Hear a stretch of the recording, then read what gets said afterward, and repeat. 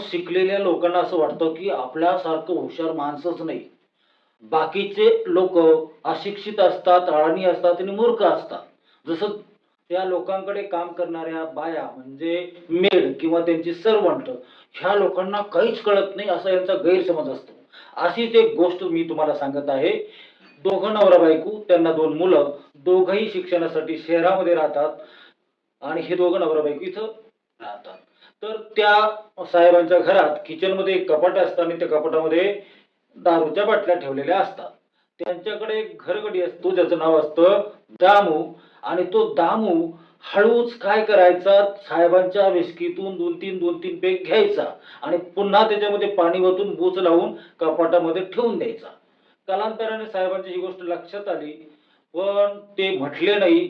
आणि जेव्हा त्यांना असं वाटलं की आता ह्या रामूचं अति झालं, तेव्हा त्यांनी दोघं नवरा बायको ड्रॉइंग रूम मध्ये बसलेले असताना त्याने हाक मारली, जेव्हा रामू किचन मध्ये काम करत होता. साहेबांनी हाक मारली, रामू. रामूने ओ दिली. मग साहेबांनी विचारलं, काय करतोय किचन मध्ये?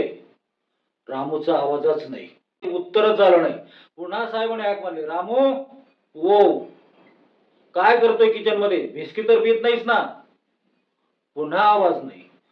साहेबांना राग आला. साहेब तडा तडा तडा किचन मध्ये गेले आणि रामूला विचारलं, मूर्ख आहे का तू? मी तुला हाक मारतोय, तू ओ म्हणतो, पण मी जेव्हा प्रश्न विचारतो उत्तर देत नाही.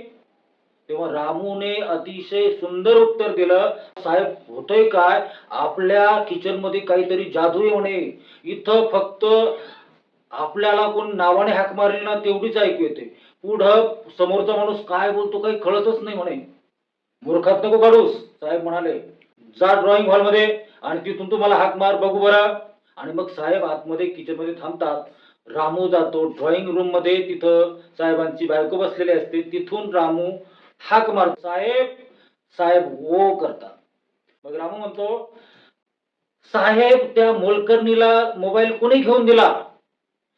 काही उत्तर नाही. परत रामू हाक मारतो, साहेब. परत साहेब तिकडून ओ म्हणतात. आपल्या मोलकरणीला रोज संध्याकाळी गाडीमध्ये घरी कोण सोडतं? पुन्हा आवाज नाही. मग साहेब बाहेर येतात आणि रामूला म्हणतात, अरे हा रे, आपल्या किचन मध्ये खरंच जादू आहे. पुढं काय विचारलं काहीच कळत नाही, ऐकूच येत नाही म्हणे. पण हे सगळं चालू असताना त्या मॅडम, त्या साहेबांची बायको इकडे बेहोश झालेली असते. धन्यवाद.